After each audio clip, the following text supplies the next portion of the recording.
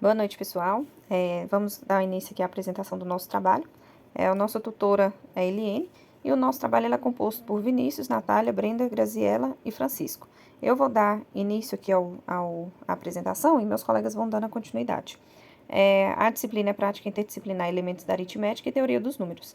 E o tema que nós escolhemos, a área de concentração, foi o estudo e aplicações de MMC e MDC em sala de aula. Eu vou dar uma lida no resumo, mas ao mesmo tempo explicando para vocês melhor sobre o tema do nosso trabalho.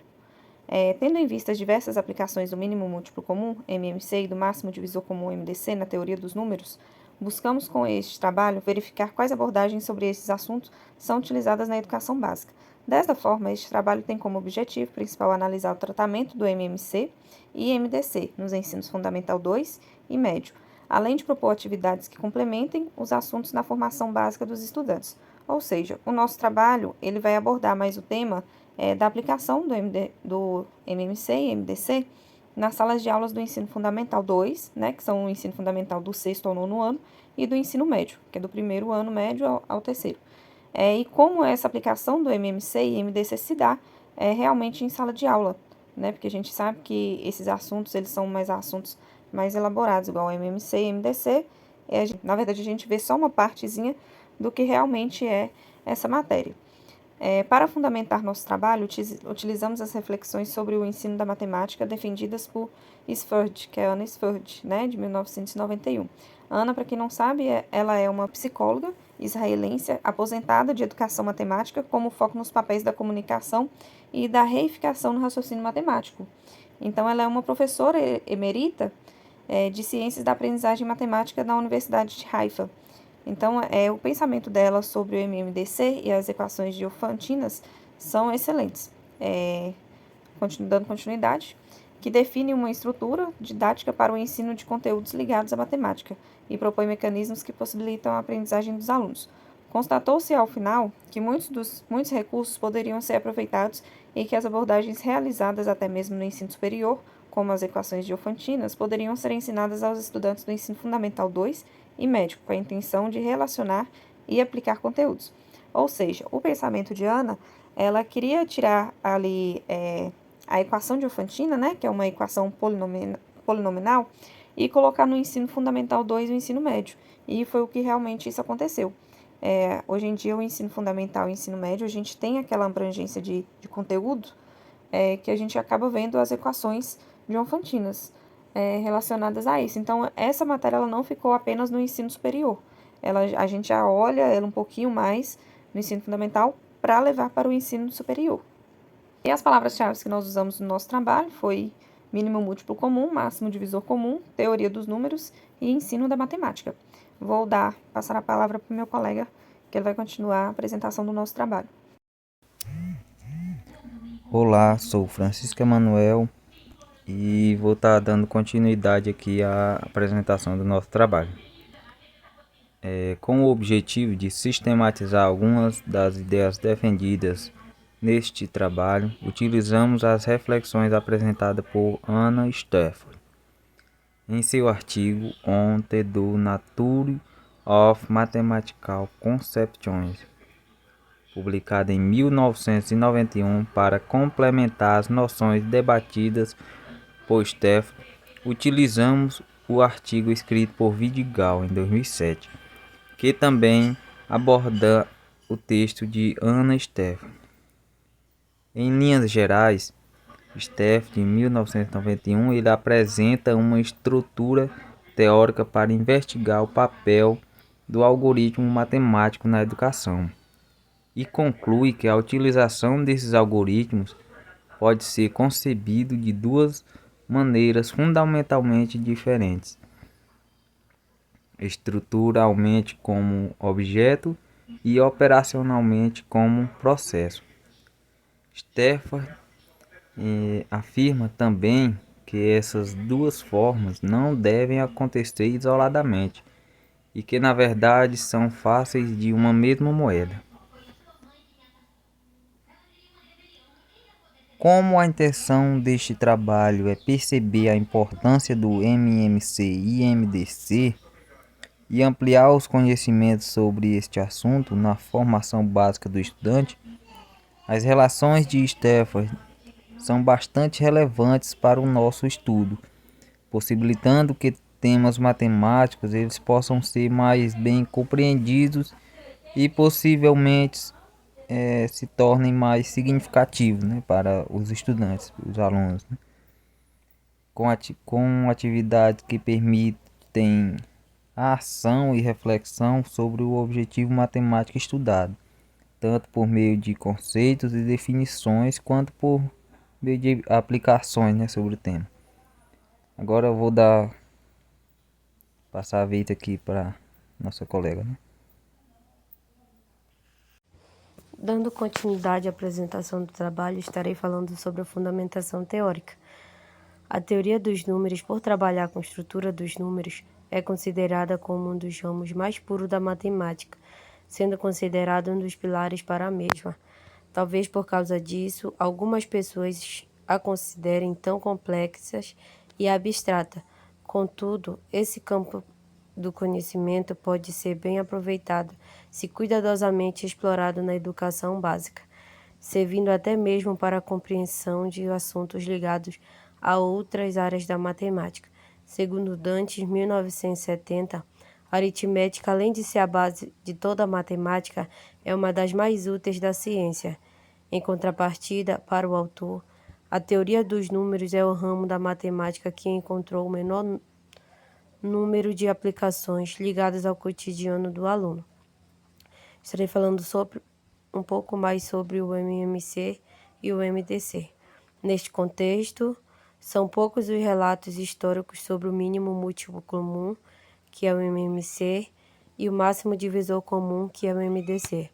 Um dos mais antigos relatos é o de Euclides em seus Elementos, no qual apresenta em seu 7º livro, dedicado à teoria dos números, o processo, hoje conhecido como algarismo euclidiano. Para achar o máximo divisor comum de 2 ou mais números inteiros, algumas fontes como Milhas e Coelho, 2001, acreditam que esse algoritmo já era conhecido antes de Euclides. Euclides escreveu cerca de uma dúzia de tratados, cobrindo tópicos desde a ótica e a astronomia até a música e mecânica, mas o que mais se destacou na história foram os elementos. Em resumo, a obra se compõe de centenas de preposições distribuídas em 13 livros ou capítulos, dos quais tratam sobre a geometria plana, elementar, teoria dos números incomensuráveis e geometria espacial. Hoje, o MDC é tão evidente quanto necessário a utilização do MMC e do MDC para essa área, com uma especial ênfase a equações diofantinas, segundo Milhas e Coelho, 2001, mesmo tendo esse nome em homenagem a Diofanto, que procurava obter as soluções racionais dessas equações, seriam mais equilibradas atribuí-las a Pierre de Fermat, que foi quem estudou as soluções inteiras desse tipo de equações. Nestes séculos, muitos outros matemáticos procuraram desenvolver a teoria dos números. Foi a partir desses matemáticos que grande parte dessa ciência progrediu nesses últimos séculos, não só favorecendo a própria área, mas influenciando fortemente a matemática e a educação matemática. Finalizando aqui a minha parte, estarei passando para o próximo colega. Dando sequência aqui ao desenvolvimento do trabalho, da mesma forma, também é comum partir de um ente matemático e procurar relações com o mundo físico. Nesse caso, tal objeto é chamado de modelo concreto do ente matemático, e como exemplo tem-se os desenhos, que além de formarem uma classe significativa de representações de objetos matemáticos, cumprem um papel importante como recurso didático. Um ponto importante da PNLD 2011, voltada à educação matemática, é que nos últimos anos acumulou-se um enorme estoque de conhecimento sobre processos de aquisição de conceitos e métodos matemáticos, correspondentes ao ensino e aprendizagem. Nesse âmbito, é consensualmente defendido que ensinar matemática não se refere somente à transmissão de informações e que, na verdade, esse processo envolve a construção de várias aptidões cognitivas, e, para tanto, é necessário o favorecimento da participação ativa do aluno nessa construção. Segundo os parâmetros curriculares nacionais, do sexto ao nono ano do ensino fundamental, alguns aspectos dados ao estudo dos números naturais e desenvolvido nos ciclos dos anos finais do ensino fundamental comprometem a aprendizagem com a ausência de certas situações problema, e com especial enfoque do nosso trabalho, como o excesso de cálculos para obtenção do MMC e MDC, sem a compreensão de conceitos e relações que possibilitem ampliar o entendimento acerca dos números. Diante desses problemas, conclui o PCN, que para ser possível consolidar a aprendizagem, é necessário desenvolver ao longo dos ciclos finais do ensino fundamental um trabalho sistêmico dos números naturais, e assim possa-se analisar diferentes ordens de grandeza, posição e interpretar suas variadas formas de representação. Essas reflexões são fáceis de verificar ao se analisar alguns dos livros utilizados nas escolas públicas e particulares. Vale ressaltar que em nenhum momento do trabalho temos a intenção de criticar negativamente alguns dos livros estudados, e sim refletir sobre a estrutura utilizada pelos mesmos. Em resumo, a abordagem do assunto MMC e MDC no ensino fundamental consiste basicamente em uma complementação ao assunto o assunto de múltiplos e divisores de um número natural. Na tabela 2.2, tabela que veremos a seguir, é possível reparar alguns dos pontos mencionados. No livro de Barbosa, Lima e Tinano, 2012, o assunto de MMC e MDC é visto basicamente como uma conclusão ao primeiro capítulo intitulado Divisores e Múltiplos de um Número Natural. Poucos exercícios são apresentados, além de tratar apenas com noções intuitivas sobre os tópicos.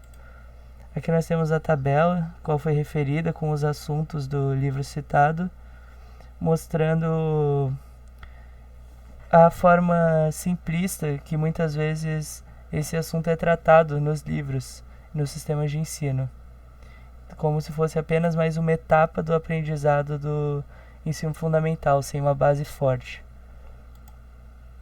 Na maioria dos livros didáticos, assim como nas obras recomendadas pelo PNLD 2012, dedicado exclusivamente para análise de livros desses anos citados, o assunto não é abordado. Conexões com a matemática, contexto e aplicações, matemática e Paiva e matemática ensino médio também de Asimov, são alguns desses livros que não compreendem o assunto. O mesmo fato não acontece em algumas apostilas, utilizadas principalmente por escolas da rede privada. Nesse campo, mencionamos a apostila Anglo, e mais especificamente o material didático dedicado ao segundo ano do ensino médio, na qual, em alguns dos capítulos, são abordados alguns conceitos envolvendo a aritmética dos números inteiros. Como nesses anos o aluno já está mais preparado para se aprofundar em novos conceitos e abordagens, a apostila aborda alguns tópicos envolvendo MMC e MDC relacionados à teoria dos números. Não há dúvidas que o MMC e o MDC têm grande importância na matemática do ensino superior, isso porque o assunto é muito visto na teoria dos números, com especial ênfase ao teorema de Bezout e, por consequência, às equações diofantinas. Vale ressaltar que, normalmente, por se tratar do ensino superior, os livros dedicam grande enfoque aos aspectos operacionais e estruturais, permitindo a todo momento criar novos objetos, e assim atingir repetitivamente e de forma cíclica os estágios da interiorização, da condensação e da reificação. Boa noite, vou dar sequência à apresentação do nosso trabalho. Vou falar um pouquinho sobre a metodologia que a gente utilizou. A gente baseou a metodologia deste trabalho em uma pesquisa bibliográfica, na qual é possível a coleta e análise de dados referente aos assuntos aqui trabalhados, além de abordagens e contextos históricos. A partir disso, é feito um levantamento sobre todos os materiais, propondo métodos e aplicações. Ressalta-se que o instrumento de pesquisa se baseia em informações e dados presentes na literatura, tendo como intenção comprovar ou contrapor tais abordagens, aprimorando-as de forma a atingir os objetivos esperados por esta pesquisa. Agora um pouquinho sobre os resultados e discussões. Obviamente, o professor pode e deve, buscar, tanto a partir dos livros didáticos, mas também por meio de jogos, materiais e programas, recursos que aperfeiçoem o ensino desses assuntos. Os temas do MMC e MDC têm a intenção de ajudar e preparar os alunos não só nesse ramo, mas também em outros, como múltiplos, divisores, números primos e mais para frente em frações e até mesmo equações.